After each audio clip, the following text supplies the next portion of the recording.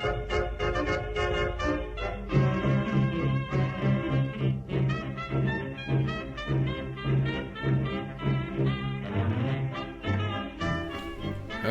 hello and welcome back to Harlan is in Danger. I am your host, Tom, and today I'm joined, as always, with my good friend and co-host, Mitch.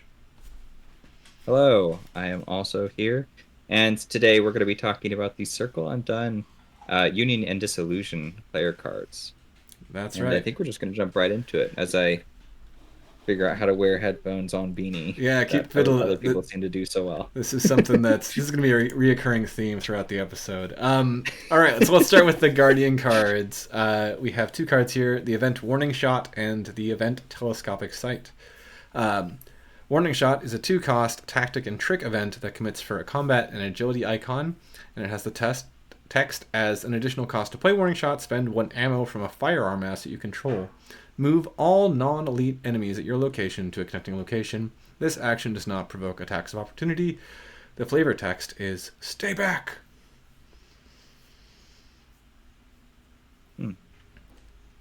Why does this have to cost 2 resources? Is that like an unfair thing to ask? No, I don't think so.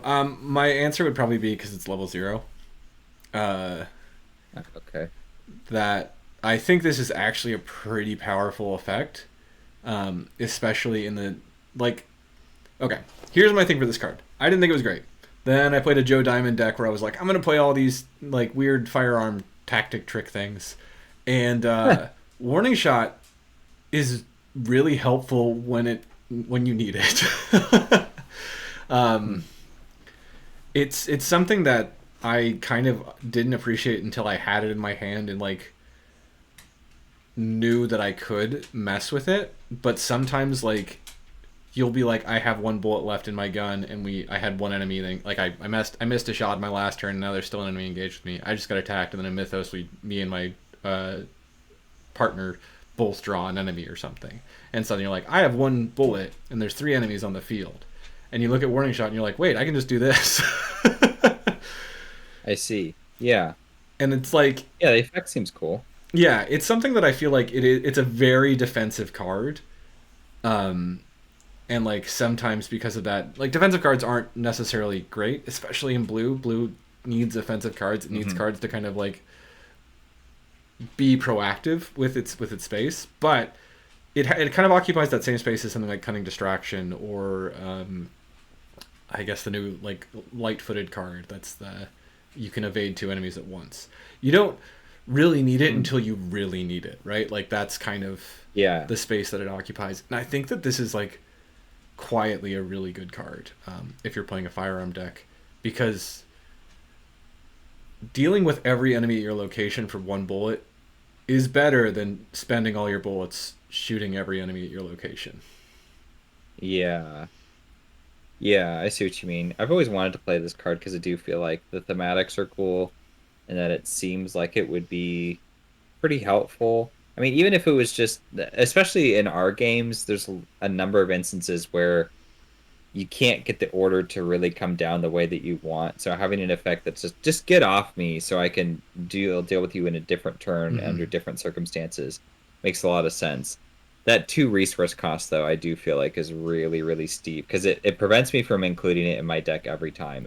I'm just like 2, I can't spend 2. Yeah. I suppose I could put it in Joe Diamond and put it in his hunch deck, but then hopefully it pops up on the hunch that I need it. Isn't his hunch deck is Insights? Yeah. So I put it in Joe Diamond because right. I was playing a lot of Insights for cheap, and then I thought like, okay, I could just hang on to this as like a tactic that I play sometimes. Okay, that makes sense. Yeah, that makes better sense. Okay. Yeah, it's kind of interesting, and like I think I accidentally mentioned this when we were talking about the Guardian 45 Thompson. That since it like is every time you spend an ammo from it, you get a resource. You do get refunded 1 for playing this, and that's the blue edition. Yeah. That seems like it's a pretty good, like I think like those, because that was like what, 2 packs ago? Was that last pack? That was 2 packs ago, right? That was last pack. I thought it was last pack. Yeah, it was the last pack. So I think the intention is like, it's been a long time since we recorded. I think the intention of that was to be like, hey, play this with the 45 Thompson, right? Like get a little bit of your money back. Yeah. And I haven't done Yeah, I that, could but see I that. can see it being a pretty powerful way to play this card for a little bit cheaper. Yeah, it's just every time I read this card, it says as an additional cost, you spend an ammo from a firearm asset you control. And then I think to myself, well, shouldn't that just be the cost then? I mean, I'm spending ammo. So I guess it just depends on how potent of an effect this is. And I think the card probably rubs people, myself included, the wrong way by saying, well, we'll give you an effect that you can't really conceive of yourself needing in this moment. And those are always just harder to adapt to. But it's probably worth throwing in a deck and give it a try. I'm actually really curious to put this in a Rita deck with the the pistol from the Stella Clark deck and Yeah. just use it for this reason specifically. Just evade enemies, and then it's just another way for you to evade and get them off of you. Yeah. I think I think would a really cool upgrade to this card would be to make it bold and like have it cost 0, and then for each action you've taken before this action spend 1 resource or something like that as an additional cost. Like, so it kind of becomes like a take the initiative where you want to Oh, do it on your first action, but you can get into position and then shoot everyone away if you want to spend the extra resource. I see. Yeah, I like that better. I like bold better than the 2 resource cost. I think that's fair. I would almost restrict it to say that you have to do it turn 1 because that's like I'm talking about a potential um upgrade. I'm not talking about fixing this card because I think this card is great. Like, it's a little expensive, okay. but yeah, I think it's a pretty good card. Hmm. Yeah. Okay. I'll keep it on my radar. I definitely want to try it again at some point. Yeah, I might play it in a Actually, give it a chance. actually in a Zoe deck where I'm not really necessarily focusing on like doing the 1 damage for their cross. This would also be kind of a neat trick to pull. Yeah, Yeah, I think it was supposed to also synergize with Carolyn because she can take level 0 guns there and you she go. can't fight very well. So yeah. She just is. Yeah, and when you play like that sort of deck where you are just doing like the tricks with guns, it's really fun. Hmm. It is really fun to kind of Interesting. mess with that. Also, Rita can take it because it's a trick. Weird. Yeah. Do you think this would be an upgrade that makes it an asset? I feel like that would be cool. Like having like an asset you can play Just that's like exhaust it exhaust, to spend a spend an ammo resource. to. Yeah, that might be kind of cool. Mhm. I would play that card. I would really like actually I would play too. a card that lets you do this as an asset more on demand. Yeah, that'd be a fun sort of style of Yeah. just like scaring enemies away, which they're starting to kind of explore. So yeah, I could see that, and it would Yeah, and then synergize. you put it in Carolyn, and then you get it with the gun that has the 5 ammo, the 6 gun or whatever. Yeah, That would be really cool. that would be very expensive, but Carolyn does get economy for healing horror, so I guess that's something. Yeah. Hmm.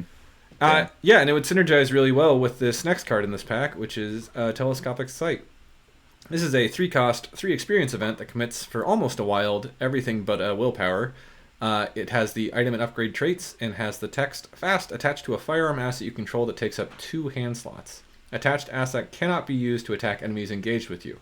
As a reaction, when you perform a fight action using the attached asset, if you are engaged with no enemies, exhaust Telescopic Sight. This attack can target a non-elite enemy at a connecting location. Ignore the aloof and retaliate keywords for this attack. There is a taboo for this card, but I don't remember what it is because I don't play it even with the taboo. I kind of want to know I'm because gonna this yeah, is I'll look it up. I got it. You give me your first impressions of this card without taboo first though.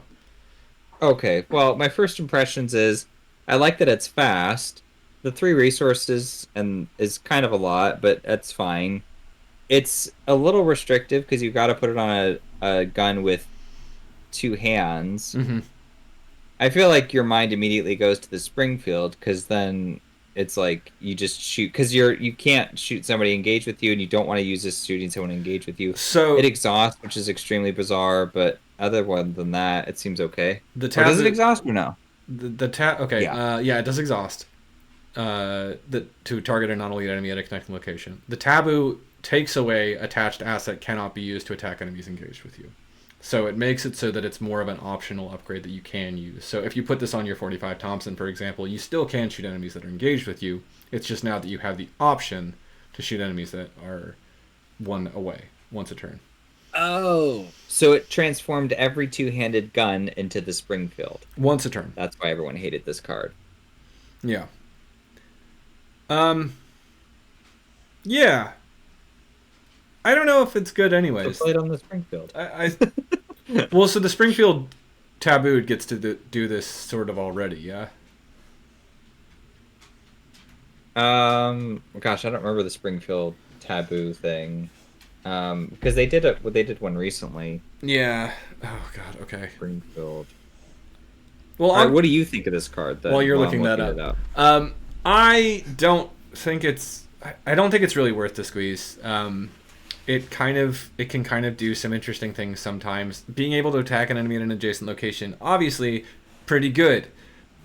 What I've found when I've played that style of deck in the past, though, is that mostly I'm shooting things like whippoorwills or cultists, like these little tiny one health dudes that do Yeah. something kind of gnarly if you don't mess with them. And like ignoring the aloof is really the like kind of the cool part of this, and ignoring retaliate is pretty good too. But like, I don't know. Often I didn't feel like it was quite worth it to slap this on my gun for 3 resources. It's a 2-handed gun, so it was already pretty expensive. Mm-hmm. And then I have to be engaged with no enemies in order to do the thing. I don't know. It's. I want to like this card, but I also don't really. I don't care if I don't like this card. Actually, I'm gonna take that back. I cannot like this card. Yeah, you don't have to. It's. So I checked the Springfield and Go ahead. oh, go ahead. I was just gonna say Springfield. Yes, they tabooed it, so it looks like now you can just target someone in an adjacent location, so it does this thing. Mm-hmm. Basically, just this all over again. Yeah. But you can stack them, and I think seem to remember that you can do 2 locations away with the Springfield and this, which that's interesting. That's kind of enticing because you'd have really strong board control. Yeah. Or map control that way. Yeah, and I mean, like, I do see, like, the synergy between these 2 cards in this pack, right? Like, it says, like, you have a telescopic sight on your gun, but there's an enemy engaged with you, so you warning shot it to get it to jump away, and then you shoot it with the telescopic sight. But that's expensive, because you're playing a 2-handed gun. Yeah, you could have just shot it. Like, well, now you can with the taboo, yeah. Again, play with the taboo. At least for the boosts. Like, the cards that, I mean, like, if you don't want to play with the cards that, like, just play for the boosts. You can make your own rules. No one's going to stop you. That's usually what I do, but I try not to do that on Harlan just because I feel like folks might be a little bit perturbed that I'm just trying to give myself an edge every now and then. Yeah. And I generally don't mind. I try to avoid cards that have anything to do with taboo, positive or negative, where I can. Just because it's like, it just feels like a card that doesn't work and that needs to be rewritten. And so it's kind of in a disastrous place already for me. But there are a few exceptions, and I will play them from time to time. Yeah. This one is interesting.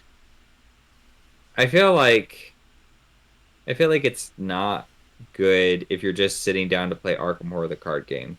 But if you're doing like a standalone scenario and it's like kind of a big map and you've got 4-player, you attach this onto your Springfield or whatever it is, and then you just pop from distances. I mean, especially if you're doing both taboos, that's a little more appealing. I can imagine like sitting down. I just want to like sit down in a sniper perch basically, and then add marksman to the end snipe, and then just be like, psh, psh, psh. That sounds like a lot of fun. Yeah, as just a guardian, and maybe you could team up with like someone a seeker who wants to sit on your location within the know, and then they play barricades so nobody can get into your location. And you just have a survivor running around, like, opening locations. Yeah, a survivor in a row running around opening up locations. That could be interesting. You know what? I will say this is probably a good 4-player card. I'll give it that due. I think at lower player counts, this definitely loses steam. Just because, like, in 2-player, you can just usually move to the place where you need to be and shoot a guy. In 3-player, it might get a little bit more tricky, and in 4-player, sometimes there's enemies all over the board, and you're just like, well, I guess I get to choose who I'm helping this turn. So yeah, with telescopic sight, you might not have to. You might be able to shoot someone at one location, then go over and shoot another guy, right? So I guess that it is just like a card that's maybe for a different amount of players than I normally play with, but I don't see the value in it because I mostly play 2-player. Yeah, I mean, it's not tremendously valuable. I mean, because you could just also play safeguard and just move with your allies, and that works pretty well Yeah. too. But Which, but you do have a little more option with this, yeah. I think. Which, for 3 resources and 3 experience, you better. Yeah, especially in Guardian. Yeah. Okay, why is it that you can't target a non-elite enemy? I understand why for warning shot it can't hurt enemies because the game they really don't like you moving elite enemies, Yeah. which I totally understand. That can kind of break things. Yeah. But I don't understand why you can't target an elite enemy from an adjacent. Like, what does that matter? Why do you have to be there? Just let me shoot them from a distance. Because this happened to me when I used the Springfield as Yeah. Leo Yep, we in our realized, TFA yeah. campaign, and I shot the boss from an adjacent location, and then realized afterwards that I couldn't do that. Yeah. I was like, oh man, Yeah. like I don't know. And this is one of those things that I think I don't like. I think like I understand the movement, but I feel like I should be rewarded if I can cobble together a way to evade or attack or investigate. Because, well, no, you can investigate, right? Like, you can't invest. There's no elite locations that you can't investigate if you're not there. So it is kind of yeah, strange that, like, investigating kind of gets a pass. And again, it makes sense, I guess, a little bit because investigating is how you win the game. But there's also times when you have to shoot a boss to win the game, right? yeah. So, yeah. I understand they don't want to move bosses out, but I feel like it wouldn't have been the worst thing in the world to just have a a word, a trait, or like some text. This enemy cannot leave this location or whatever. They do have a few that actually do say that. They're rare though Yeah. because they know that non-elite covers them. But I think by tying it to the whole elite thing, they end up nerfing so many offensive cards, especially in Guardian. And then it's like, because like you said, you could use this to take out whippoorwills. Yeah, you can, but like I'd rather put that on a pistol if I'm gonna do that and not You burn through can't, my yeah. expensive ammo. There's But you can't because it needs to be a two-handed weapon. which are the So it's like expensive now I'm ones, burning through yeah. a Springfield shot on a whippoorwill. Seriously? That's what you do. That's what you. Yeah, and that's like I think that's been my experience with playing this card. Is like I'm just like I guess I'll shoot that acolyte because I don't want to walk over there. Uh, Yeah. I guess I'll shoot Yeah. that whippoorwill because it's not affecting me while I'm here. I don't know.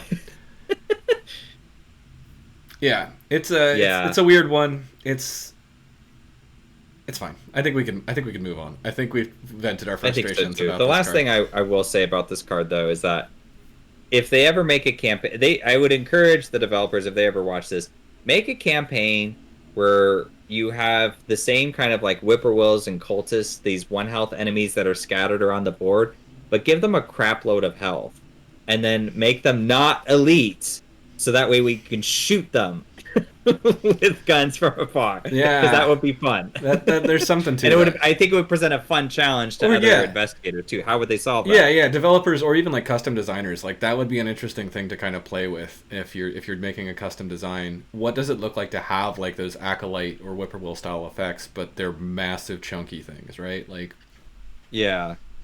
Like 3 health or 6 health enemies Yeah. walking around doing negative effects. And it's like, oh gosh, if only we could kill them. yeah, and And that it's like, well, killing them at a distance is way better. yeah, exactly. And that would put a premium on stuff like the telescopic sight and the Winchester and make you want to build like a sniper deck. And I get like why that's I don't know. I think that would work better in like the old model if you like released a guardian that's like cares about attacking enemies at a different location in like the core Yeah. box or whatever, the deluxe box. Oh, that would be cool. Yeah. But like we're not in that design mentality anymore. The player cards aren't necessarily tied to the encounter cards, so there is like a little bit of like less incentive to play the investigator that comes in like the same cycle. But we'll see. I mean, maybe there's something to that. Maybe there will be some more supportive cards that are like care about attacking enemies at the locations. Maybe we'll see some more encounter cards that are like, hey, you really need to worry about retaliate, or you really need to worry about aloof in this campaign.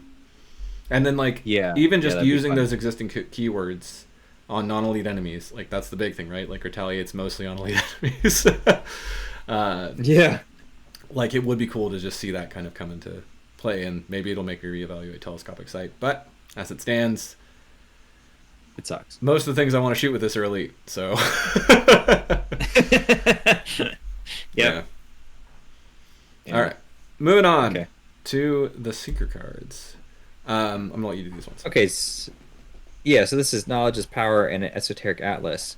So for Knowledge is Power, it's a zero-cost event. It's a willpower and intellect icon. It's insight traded, and it has the text Fast, play only during your turn. Choose a tome or spell asset you control, or reveal a tome or spell asset from your hand.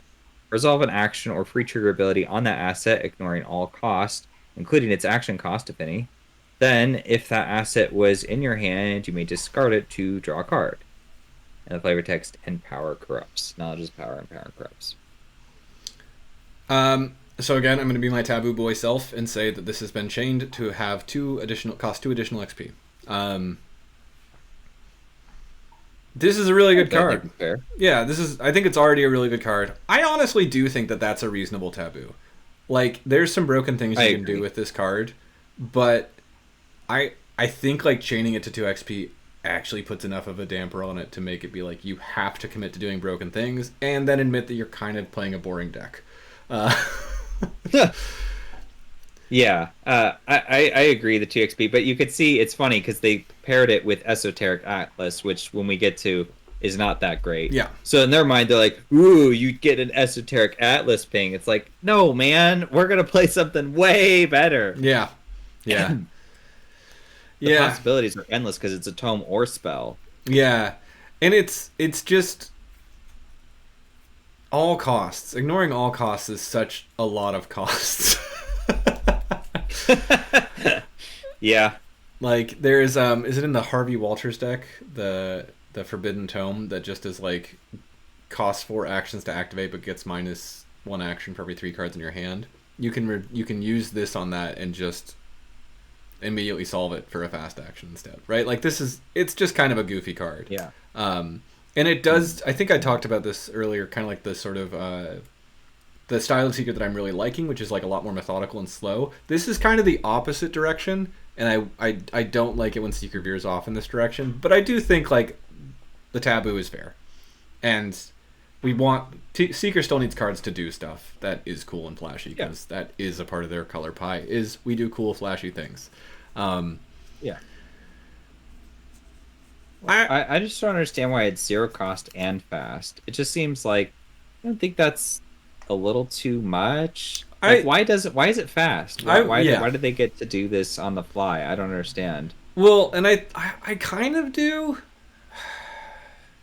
I kind of get why it's fast, because like if you are just doing an action on like, it's if you're engaged with an enemy basically and you really need to do a book thing, right? Like, you really need to Old Book of Lore to just get something to deal with this enemy. Like, that does make a bit of sense. And then if it's in your hand, you can even discard the Old Book of Lore if you need a different card, right? Like, but at the same time, I think it should have it. I do think it should have had a resource cost. Like, this should not be. It kind of is pay something. Yeah, why is it free? Yeah, it's kind of a weird economy card at this point. And like, I don't know. Make it 2 cost. Joe Diamond can play it for 0 still. It's fine. It's an instant. Yeah, 2 cost, I'd be totally fine with that. And I get that if you choose a card that's a free trigger, it's like, okay, well, now it costs you an action. But I just see that as like, well, I'm getting an extra use out of it because I'm not having to spend, its secrets or whatever else is on the card. Yeah. So I don't, and like, what spell is a free trigger? It's like, maybe scrying, but who's 3. Using this to pair with scrying? Yeah, I'm going to destroy the campaign with scrying. Hey, if you're stop hating on scrying. Stop hating. No, on I like scrying. Well, or is that the only spell that's fast to activate for level 3 scrying? Might be. I think it is. Yeah, I mean, I like scrying, and I think scrying's strong, but I just don't think it's like game-breakingly strong unless you're playing what's her name. But that's a problem with her. Not. Yeah.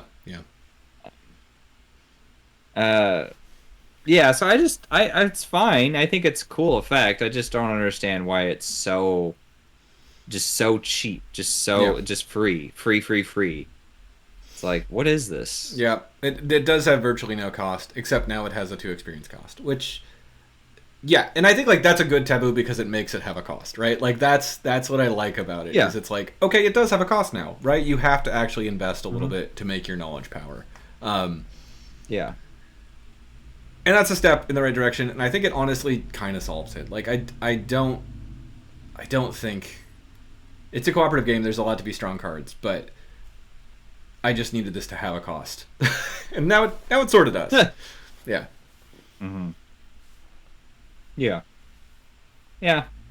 Whatever. I've never really played it either. Is the funny thing because you'd think it's so strong, just play it. But I just never think of a card that's worthwhile. I guess if I was like Luke and I had Spectral Razor or something like that, that'd be pretty cool. It's I could only play assets. Spectral Razor. Oh, it's an asset. Oh, that's right. Yeah. But Yeah, like I'm too unimaginative with what I would pair this with. But I guess if you get upgraded spells and things, then it would be cool. honestly, it's kind of it's not that you're too unimaginative. It's that it's more boring than you think. Like, and the things that you should do with it are Okay. like play it on the Necronomicon level 5 Necronomicon and not spend any secrets to just do the yeah. Okay. Yeah. It's just kind of actually a boring card. It's secretly a boring card. It looks big and flashy, but it's secretly boring. All right. Well, let's talk about Esoteric Atlas then, because that one I think is less boring. Um, it's a 3 cost asset. It's 1 XP, and it has an agility icon. It's item and tome traded, takes up a hand slot, and it uses 4 secrets. As an action, you spend a secret and exhaust Esoteric Atlas. You choose a revealed location that is exactly 2 connections away from your location, and you move to that location. And this card sucks because of how like precise you need to be with it. It's just almost never going to put you where you want to be. But I do admire the creativity for the card, and I guess you could potentially use it for certain scenarios, like maybe Innsmouth, where you've got just so many locations. But you've got to choose a revealed location. So it's only in the scenarios where you need to backtrack that this would actually work. I think that's actually most of them, though. Yeah. I mean, it doesn't work in the highway one, for sure. But there's others that I feel like it could work well with. Yeah, I think the hardest thing about this card is that in the same class shortcut exists, and it's just And Pathfinder, yeah. in Pathfinder, yeah. And I get that you can go 2 locations with this one, and you can skip over enemies with this one, and that's cool. There is an upgraded version of this card in the Harvey Walter Starter deck that I think It's a little is better. just one. I think it's level 2, and it just lets you move 1 further if you want to. Oh, it's up to. I think it's up to 3 connections instead of exactly 2 location connections. Yeah. So that's So you could choose. yeah, and I think that is the like I know it's one XP stronger, but I think it actually feels a little bit stronger than even that. Mm-hmm. Yeah, yeah. I don't know. I don't really think this card is typically worth it, but yeah, like you said, maybe Innsmouth. Maybe there's like something for it in like Forgotten Age, just like when you need to get past like Murder Balls of Snakes or something like that. Mm-hmm. I feel like this card will do things for you if you plan it in the right campaign. But you do have to plan, and you've got to be committed. Yeah. Because it takes up a hand slot, and Seekers like their hand slots. Yeah, they really do. I think this might be okay in Daisy if I enjoyed playing Daisy. I like playing Daisy, so maybe I'll try it. Yeah. Bonus action, move 2 locations. It's not bad. That's not bad. You can also use it in Monterey. He would like this because he can. But Monterey is kind of annoying because he's like a jackrabbit. You got to be always moving. Yeah, maybe Monterey is not a bad show because then you get to ping like both effects because you're 2 away. For 1 action instead of 2. That's maybe there's something there. I don't know. It's different. It's a nice try to make a more competitive movement card. I think it fails because it costs like the same as Pathfinder, except it's just worse in every way. So I mean, it goes further. Yeah. That's it. Yeah. It's so like here's the awkward thing about the taboo list. They still have to design It's tabooed too. This one is not, but Pathfinder is. But like the thing is, they have to design around people who are playing without the taboo list, right? So they have to make. They can't just make a fixed card. They can't just make this like fixed Pathfinder. Like they have to do something different with it, even though there are also players looking at this and being like, oh, this is like a weaker version of Pathfinder I can play, while I wait to get to like my 3 experience or something, right? And that's yeah, that's the awkward thing about the taboo list. And whatever. The taboo list is coming up a lot. We should probably do an episode just talking about it because there's a lot of like mixed feelings about it. I think some people, from what I hear, most people are like frustrated that it doesn't go far enough, and then there's other where it feels like it did too much, and it kind of is this like it's a very awkward space, and I kind of wonder about what its like overall purpose was. I admire, I appreciate that it exists at all, and I think everyone's happy that it exists because it gives us another option to like reinterpret the game. But it also just feels like a space that maybe needs. I was actually hoping, just as a little preview for that future conversation, that when they did the re-release, that they would just do a few like this kind of mid-range taboo for cards like the Springfield or Dr. Milan that clearly, obviously needed to be adjusted. Yeah, and it's like just makes him into Milan just needs to exhaust. This isn't a big deal. Like he can just exhaust, and it's fine. Like every other ally, you know. Yeah. Yeah. Yeah.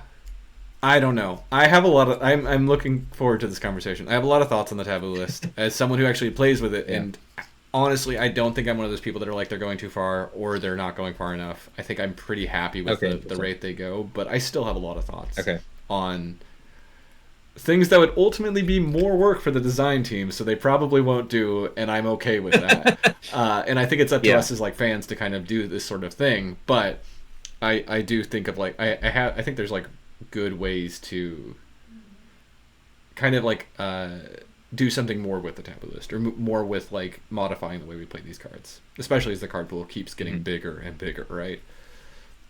Yeah. Hell, we're doing that right now with the progression challenge, sort of, except we're approaching critical mass right now and starting to do well. So yeah, we're finally starting to like. Well, I mean, kind of. We're still getting beaten up in this. Yeah, that's true. That's true. We did okay in Dream Eaters. Was that the last one we did? No, we did Scarlet Keys last. Scarlet Keys. We did okay in Dream Eaters, though. Scarlet Keys was last, and we lost. Oh, wait, did we win or did we lose that one? I remember we were like close. An action shy. Yeah, we were an action shy. Yeah, it was like one action shy. It was like a feel bad loss too. We were like, we should have had that. Oh well. That's right, and that made us despise that campaign. For eternity. For eternity. All right, whatever. We're no longer talking about these Seeker cards. We're getting off topic. I think we should move on, unless you have any other thoughts about esoteric. Agreed.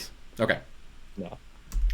All right, Mystic cards. Oh my god, it's Divermus Mysterious. I'm going to talk about this card. Divermus Mysterious is a 2-cost, level 2 item tome asset that takes up a hand slot. It commits for a willpower, but don't ever do that, because this card is fun. It has the action, exhaust Divermus Mysterious and place 1 Doom on it. Play a spell or insight event from your discard pile, reducing its resource cost by 1, and after that event resolves, remove it from the game. I love this card. This is one of my favorite cards in the game. Wow. Yeah. I mean, it's nifty. Tell me why you love it so much. Well, okay, first and foremost, Moonlight Ritual is an insight.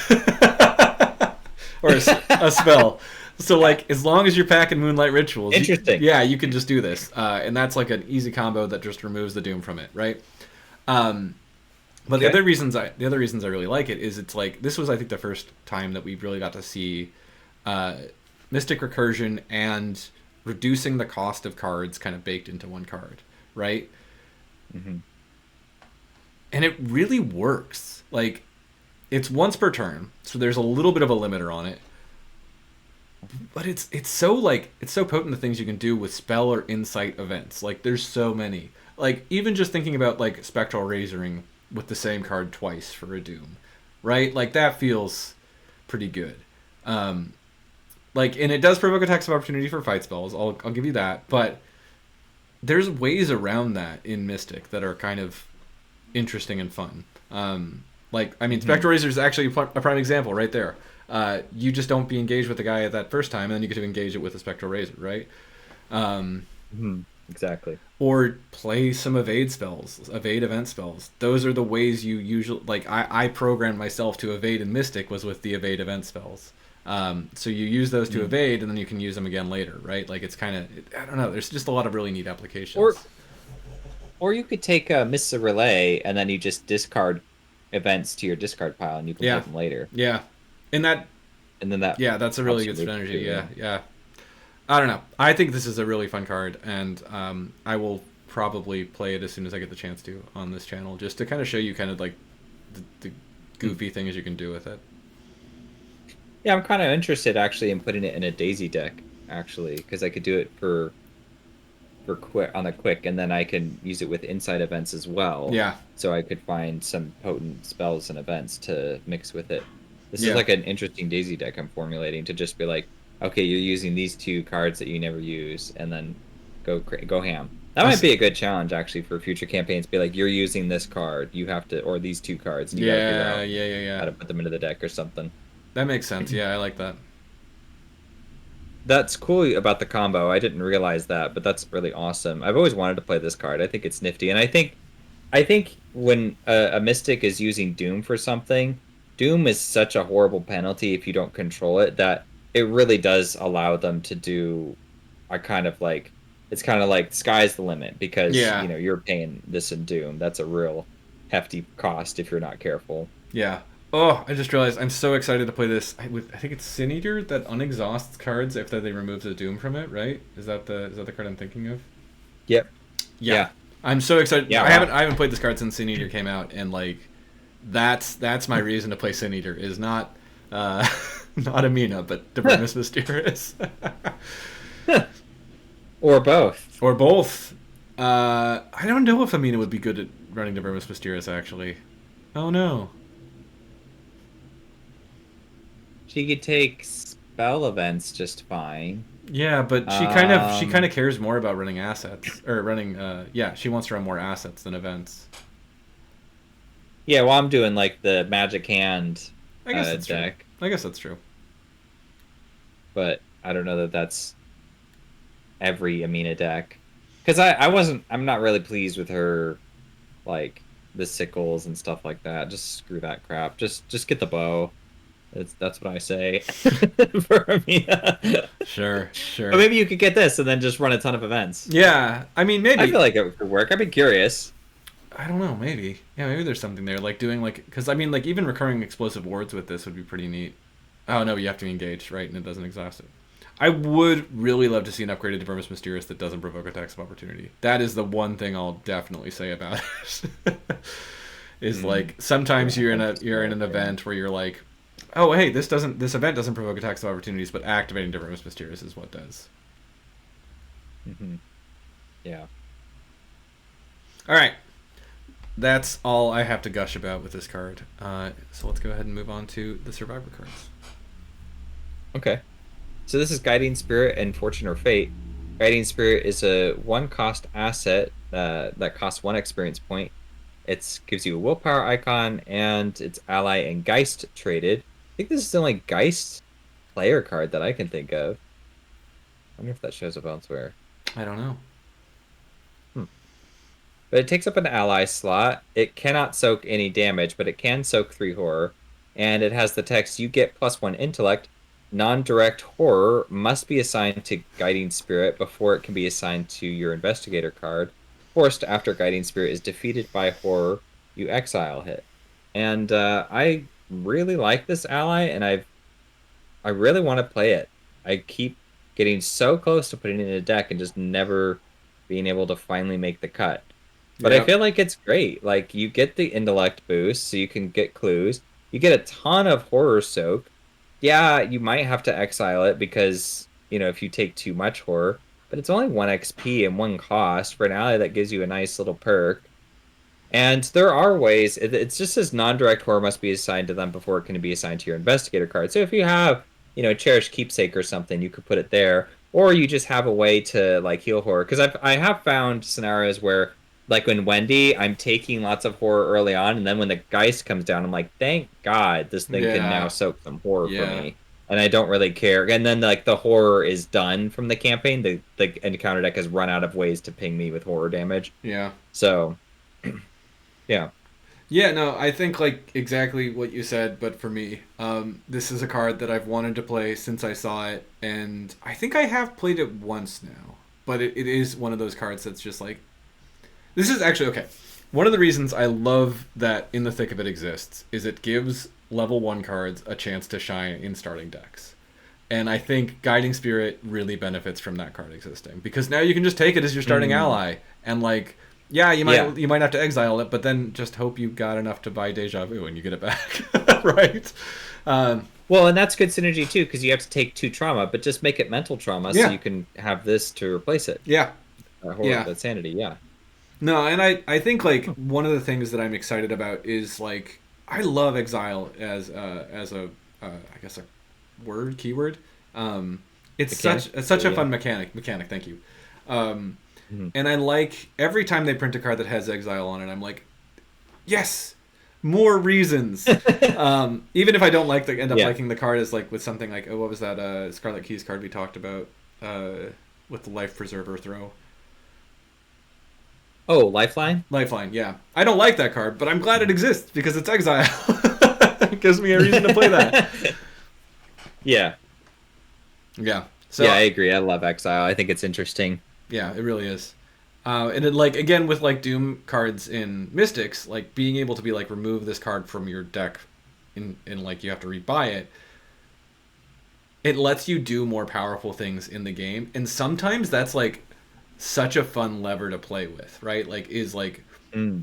this is gonna hurt me. This is gonna hurt like the construction of my deck as a whole, but it lets me get through this over this hump right now. And I really love playing with that Hmm. valve, right? Yeah. Yeah. Yeah, agreed. Very cool card. It's very thematic too. Yeah, I love the theme of it. yeah. All right, should I talk about Fortune or Fate? Do it.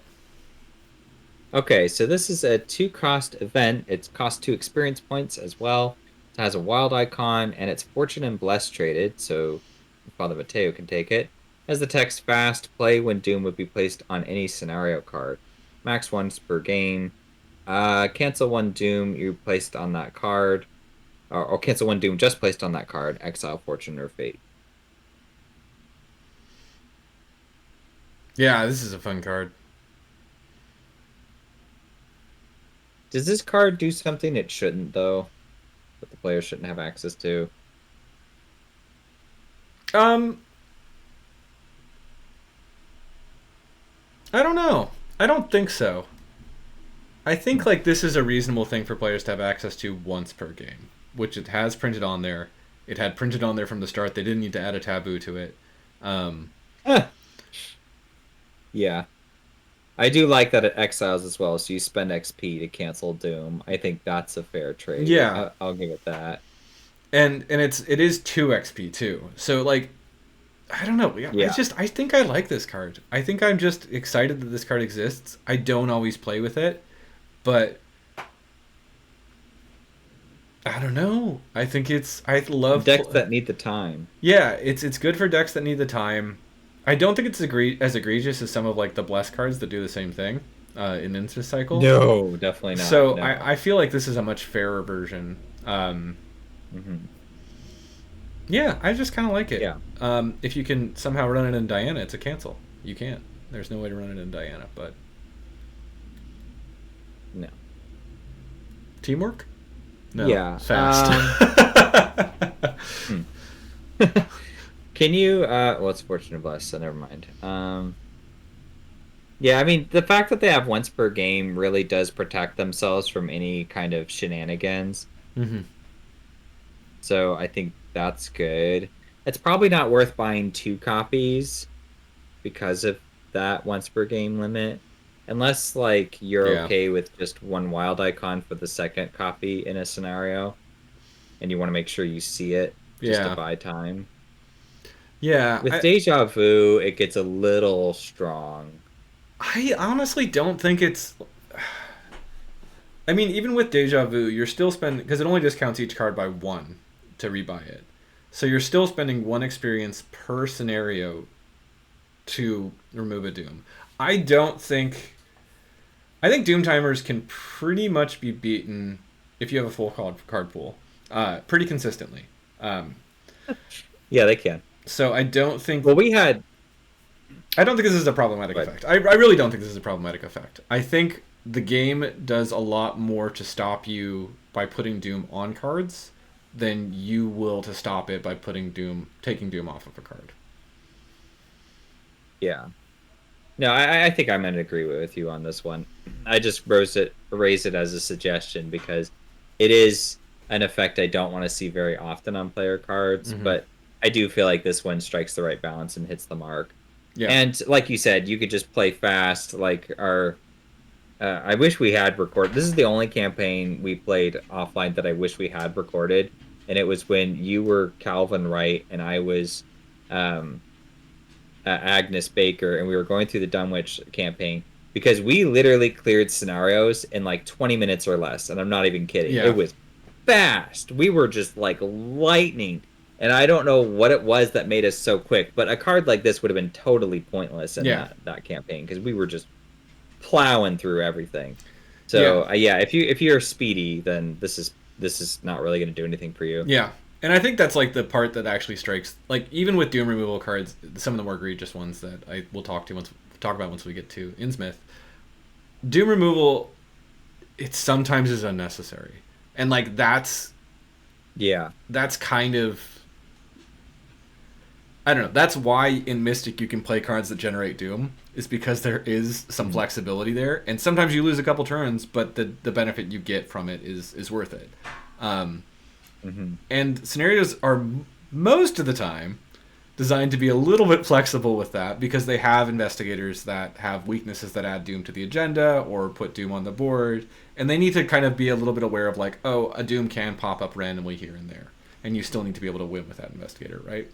So yeah, I don't know. I guess I would say like I think it's a perfectly fair card, and I'm glad that it's survival level 2. I'm glad that someone like Agnes can take this to deal with her like as kind of counterplay to her weakness.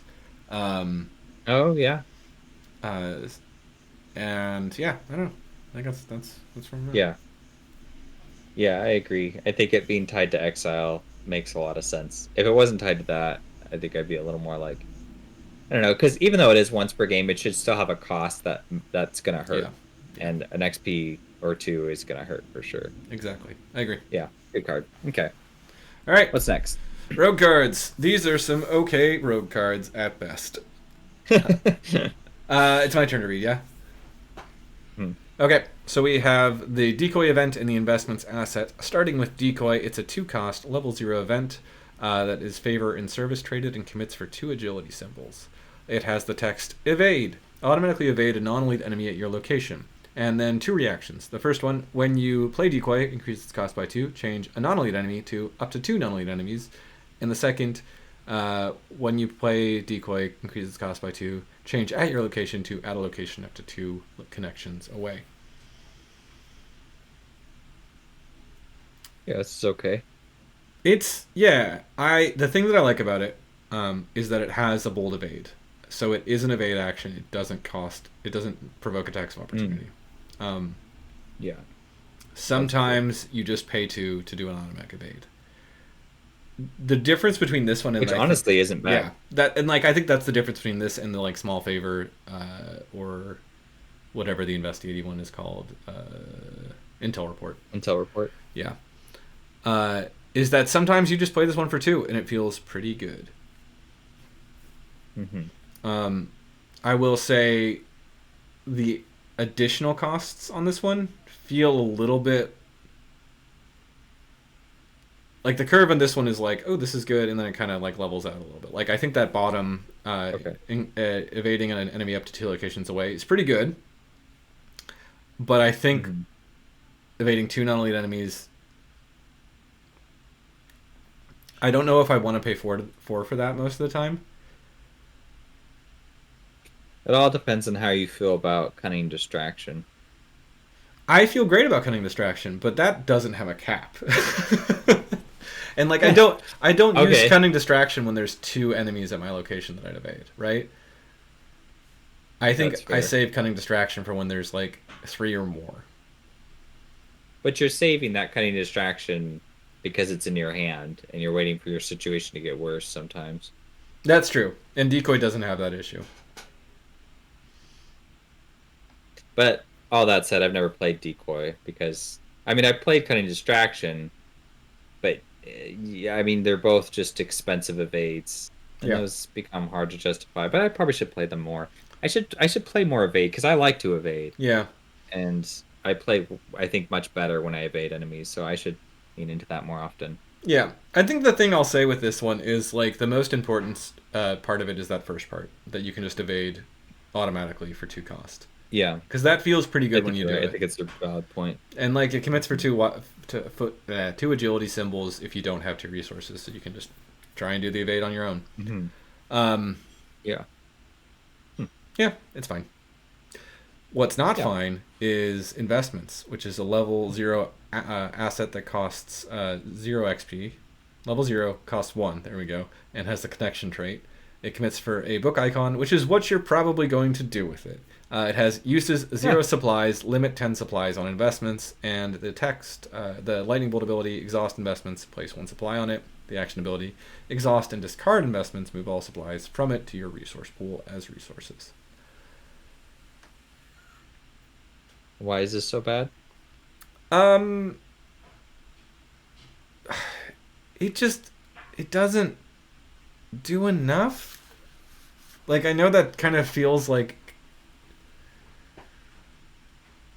I don't know. I think comparing it to something like Lone Wolf, right, where you just get an extra Hmm. resource every turn.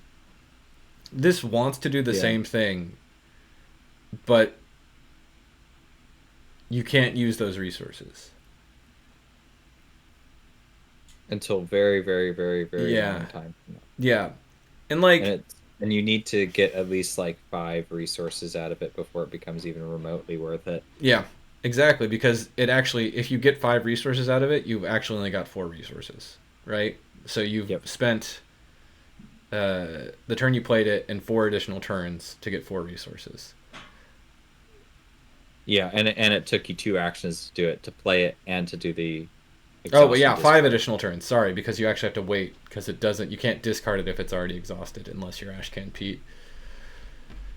Yeah. So this is a piece of crap, I think. I Because might it have would just need to talked be myself into playing it in Ashcan Pete. Actually, yeah. So there is Yeah, someone I saw on Arkham TV who made a crazy Ashcan Pete deck with investments, and he was just like rolling in the dough. Apparently, I yeah, don't know how exactly he did it, but it was like Ashcan Pete on Wall Street or something like that, yeah, yeah, and it looked really fun. So yeah. yeah. I think there's been like a kind of trend in the with the new design team of like releasing cards that like unexhaust certain specific traded cards. If we get one of those for Hmm. connection, I think investments will become a lot better. The danger with that is I believe that isn't well connected also a connection or is it not because it has connected in the name and it's something else. I don't remember. Oh, we've been like checking our phones a lot this episode. I know, It's a condition. but yeah, it's a condition. Okay, Yeah. okay. I don't know what else is a connection actually now that I think about it then. So maybe that would just be a little bit too specific. I'm not really sure.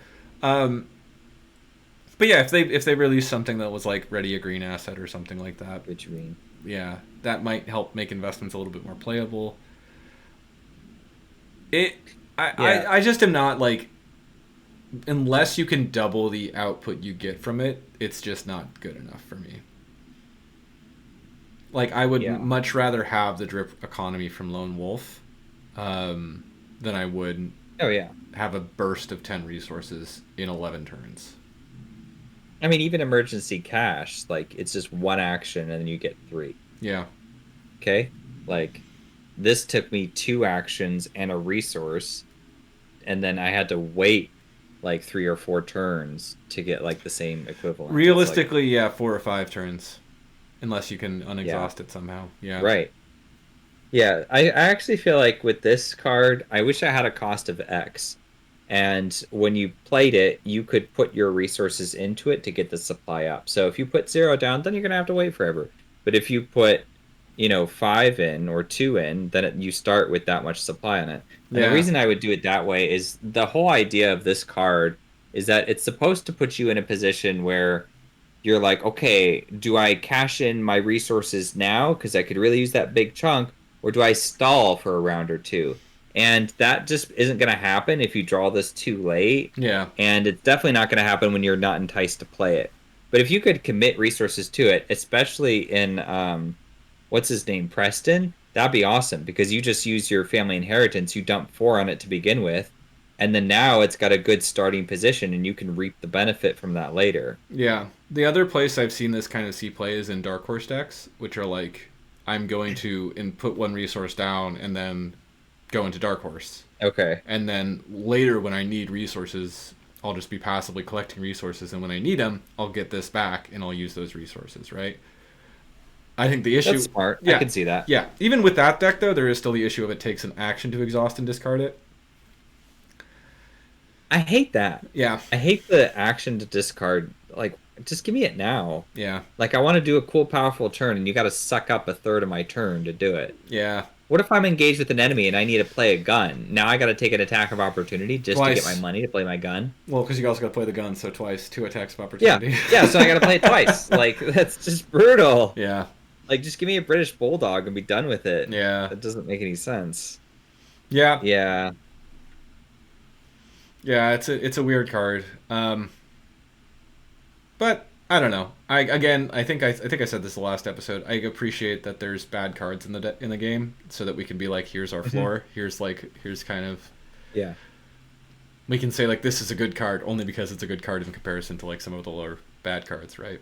So they're healthy. Yeah. It's just we have to talk about them. Also, yeah. I feel like I like it when the card always has some reason to be played. I mean, even if, like, with Henry Wan, we talked about, he always has a reason to be played, which is to just grief everyone else at the table. At the very least, he can do that enormously well, because the effect of do nothing is so bad and so miserable to experience that it's almost like, all right, well, there's some humor in that. At least it's something. With this one, it seems like a few people have figured out a novel way to make this card work, but I don't know. I just feel like I want to try it. I'm gonna stop there. I want to try that Wall Street Pete deck and see what happens, because maybe something cool happens with that, and then I'll have a different attitude about it. Yeah, and that is a good place to like be. It's just, I think sometimes when the benefit of like those build around cards is so minimal, that's kind of where it gets to be like, yeah, this is a bad card, and that's kind of where it lives. Yeah. Okay. I think that's all. That's it. I think that's pretty sure that's it. Let me just double click and make sure. Yeah. Okay. So that is it for the Union and Disillusion Mythos pack player cards.